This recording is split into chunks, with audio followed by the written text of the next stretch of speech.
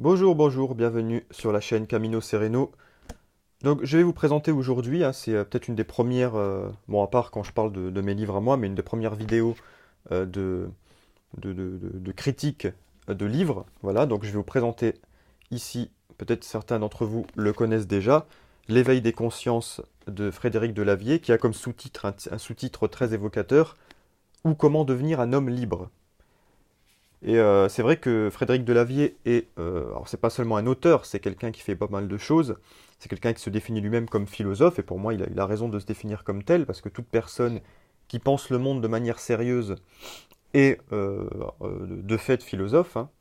Donc je m'en revendique aussi moi-même, enfin je revendique aussi moi-même le titre, même si nous n'avons pas la carte universitaire, hein, le diplôme qui permet de sanctionner, on va dire, la qualité de philosophe. Enfin, dans les médias, on a beaucoup de gens qui sont présentés comme philosophes officiels, hein, qui sont les philosophes les plus connus et qui n'ont même pas de diplôme en philosophie, hein. Ça existe aussi. Voilà. Frédéric Delavier, donc j'en parle souvent parce que c'est quelqu'un dont je m'inspire beaucoup, notamment quand j'ai fait toutes mes vidéos coaching. J'ai beaucoup parlé d'anthropologie, voilà, d'évolution humaine et choses comme ça. Et c'est vrai que Frédéric Delavier en parle beaucoup. D'ailleurs, ça c'est toute la première partie du livre qui à la fois s'appuie sur le passif même de Frédéric Delavier, qui est quand même quelqu'un qui au départ a travaillé beaucoup sur comment ça s'appelle tout ce qui est la musculation, tout ce qui est le corps, la morphologie, etc. Et ça, on voit beaucoup, il y a beaucoup de dessins qui accompagnent ce livre, hein. Je peux peut-être vous montrer d'ailleurs. Hein, voilà, on a par exemple, bon, là c'est un dessin de singe. Hein, c'est lui-même qui dessine, hein. Voilà. Donc c'est quelqu'un qui a beaucoup de talent pour le dessin, on va dire, morphologique. Et, euh, et c'est accompagné de tout un texte qui explique un petit peu l'évolution humaine et surtout le sens de cette évolution, c'est-à-dire pourquoi. Il parle de questions, de questionnements tout bêtes, c'est-à-dire qu'on peut tous se poser. C'est-à-dire pourquoi, par exemple, nous avons une main avec un pouce opposé aux autres doigts. Vous voyez, des choses comme ça. Voilà, d'ailleurs, il compare la main d'un homme et la main d'un singe. Et il explique quelles sont les fonctionnalités, quelles sont les différences d'évolution qui ont permis telle ou telle euh, fonction chez les singes, développement de chaque fonction chez les singes ou chez les hommes. Et alors bien sûr, ça part d'un postulat quand même darwiniste, c'est-à-dire que l'homme descendrait du singe, même s'il y a effectivement ce fameux chaînon manquant. Bon, on va pas rentrer dans le débat sur le darwinisme, mais en tout cas, ça part de ce postulat. En tout cas, enfin, il parle pas d'évolution forcément du singe à l'homme, mais en tout cas du fait que les hommes étaient des grands singes. En tout cas, au départ, étaient un peu morphologiquement faits comme des grands singes. Et que progressivement, ils ont évolué vers Homo sapiens, c'est-à-dire l'homme que nous sommes aujourd'hui, par tout un ensemble de mécanismes d'adaptation au milieu, hein, qui a fait que par exemple quand ils sont sortis de la jungle pour aller vers, vers la savane, effectivement là aussi ils se sont redressés sur leurs pattes et bon, les individus qui étaient le plus aptes à pouvoir courir dans la savane étaient, étaient forcément les sélectionnés pour pouvoir ensuite perpétuer l'espèce prête à pouvoir survivre en savane. Donc ça, c'est toute la théorie de l'évolution qui est reprise par Delavier et expliquée vraiment de manière très, très simple et pédagogique. Voilà. Alors ça, c'est la première partie du livre qui est intéressante de ce point de vue-là. Alors vous allez me dire quel est le rapport avec l'éveil des consciences, le fait de devenir un homme libre, etc. Ben, la continuité, elle vient après, dans une deuxième partie, où là, il va parler plutôt du comportement humain de l'homme moderne. C'est-à-dire qu'il va partir aussi de questionnements tout simples sur les comportements que nous pouvons avoir qui sont plus ou moins rationnels, hein, des comportements de civilisation. Ça peut être des choses toutes bêtes, comme par exemple pourquoi les hommes se comportent de telle manière avec les femmes, pourquoi les femmes ont tel comportement, pourquoi elles aiment se maquiller, enfin, vous voyez plein de choses comme ça. Et pourquoi elles aiment le shopping, enfin, vous voyez des trucs vraiment tout bêtes.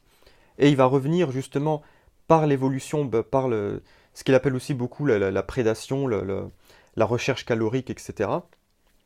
Il va expliquer le monde d'aujourd'hui à partir de tout ça, c'est-à-dire il explique les mécanismes qui sont inscrits en nous, que nos ancêtres ont intériorisés pour pouvoir survivre, et comment ces mécanismes aujourd'hui se retrouvent dans nos comportements actuels. Voilà. Et c'est en ça que c'est très intéressant. Alors, comme je dis, c'est très intéressant, moi j'ai appris beaucoup de choses. Après, bon, il y a certains aspects que là, je vais entrer plus dans la critique négative. Il y a certains aspects que je réfuterai ou que je nuancerai par rapport à la manière dont les présente Delavier. C'est-à-dire que, effectivement, je trouve que c'est bien d'expliquer tout par la calorie, comme il le fait, mais il y a certains aspects que, voilà, je pense qu'il faudra aller un petit peu plus loin dans la présentation. Voilà, donc je disais par exemple sur la question de la guerre. Euh, il explique aussi la guerre par la prédation calorique, c'est-à-dire qu'en gros, l'homme a naturellement développé une fonction guerrière, hein, alors surtout les hommes plus que les femmes évidemment. Alors ça, je vais pas revenir pourquoi, il explique très bien. L'homme a naturellement développé un instinct guerrier pour des raisons de prédation calorique. Voilà, en gros, hein, voilà, je schématise, je ne vais pas rentrer dans les détails.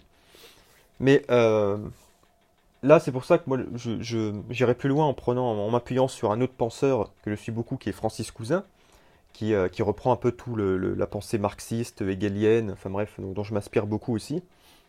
Et, euh, et si je vais de ce point de vue-là, la guerre n'est pas quelque chose, euh, enfin, naturellement humaine. C'est-à-dire qu'en réalité, c'est comme chez les animaux. Vous voyez, chez les animaux, la guerre n'existe pas.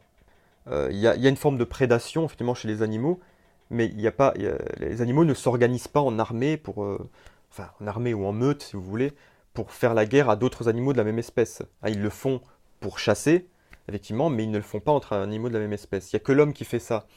Et lui, il explique ça comme un comportement qui a permis la survie, donc un comportement tout à fait rationnel. Or, c'est vrai que du point de vue hegelien, on peut penser que c'est plutôt un comportement irrationnel, puisqu'on fait la guerre par prédation, mais par prédation symbolique, et pas pour la survie, parce qu'en réalité, la guerre, d'ailleurs, au fil du temps, c'est devenu de plus en plus vrai, c'est-à-dire que la guerre, en réalité, c'est quelque chose qui menace des groupes humains entiers, donc c'est pas forcément une bonne chose. En plus, quand on regarde les raisons profondes pour lesquelles on fait la guerre, est-ce que la survie a vraiment à voir là-dedans? Alors, on va me dire, oui, mais là, on parle de guerre moderne.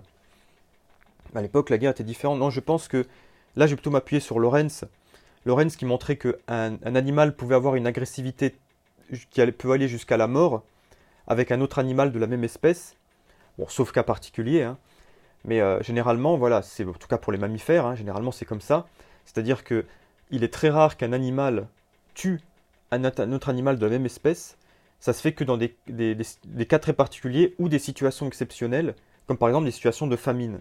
Et je pense que c'est plutôt ça, voilà. Donc c'est vrai que ça rejoint effectivement l'histoire de prédation calorique, mais c'est bien dans un contexte où l'homme, l'homme qui n'est pas encore corrompu par la civilisation, comment dire, est mu par un instinct de survie qui va le pousser à aller tuer des gens de sa même espèce.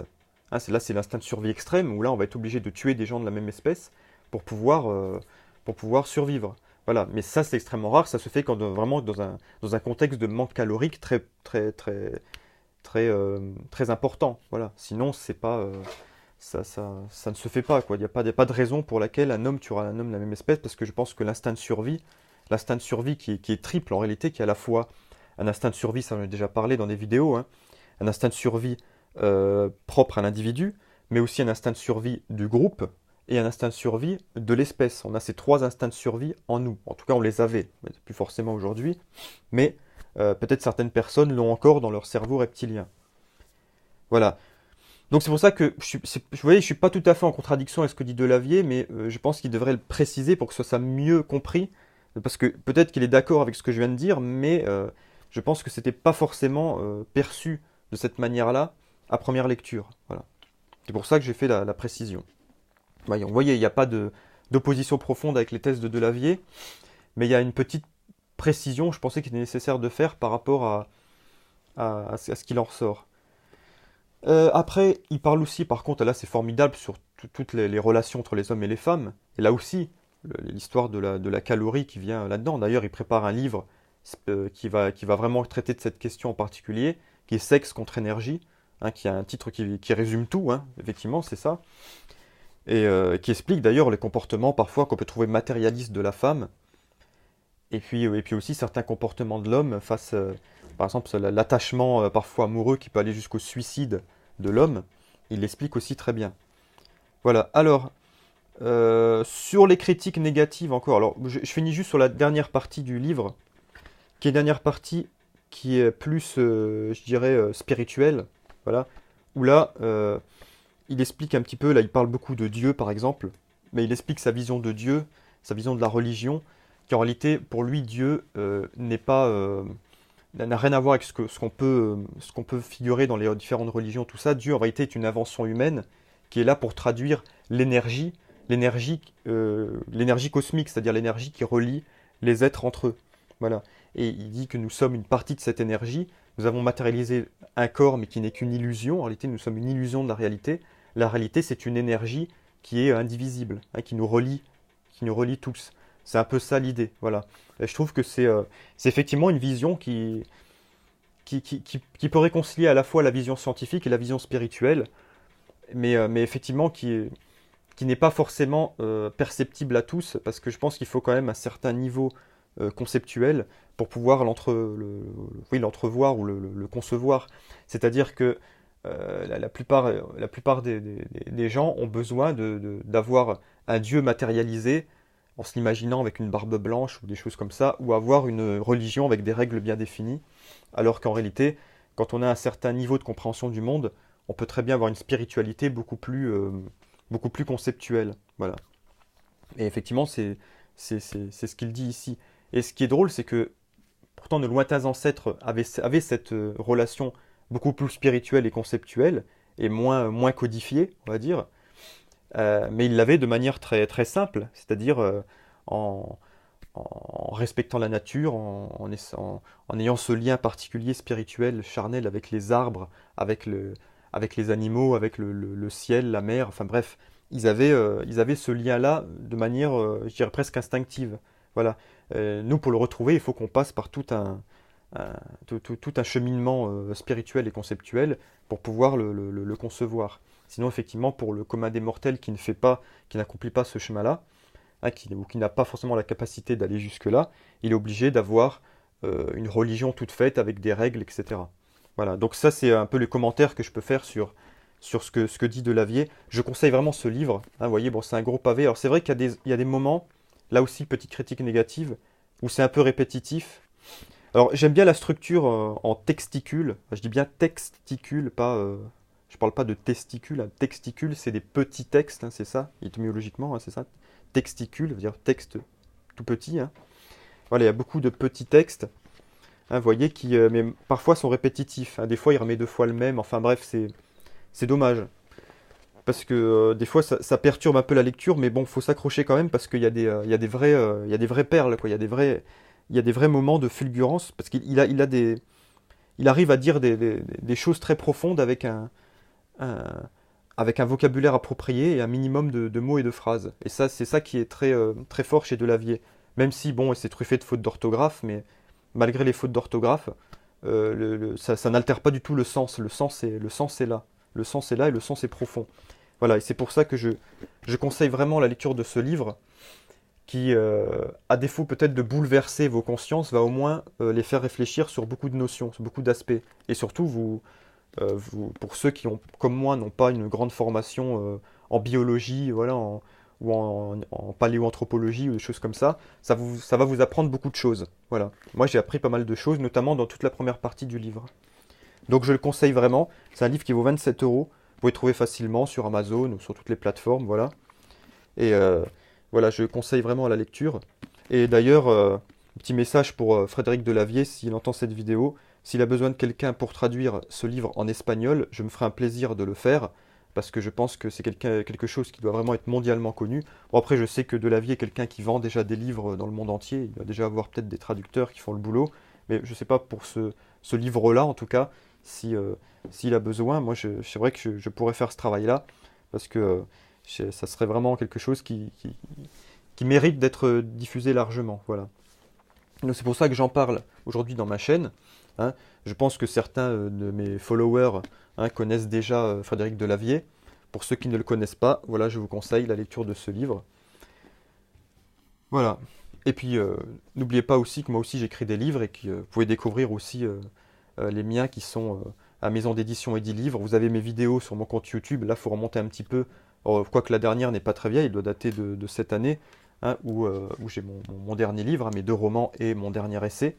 Et là, je commence l'écriture d'un essai qui va parler de l'éducation, hein, de la révolution nécessaire dans l'éducation. Voilà, donc ça c'est un autre sujet dont je parlerai plus tard. Voilà, donc pour cette vidéo sur l'éveil des consciences, hein, de Frédéric Delavier.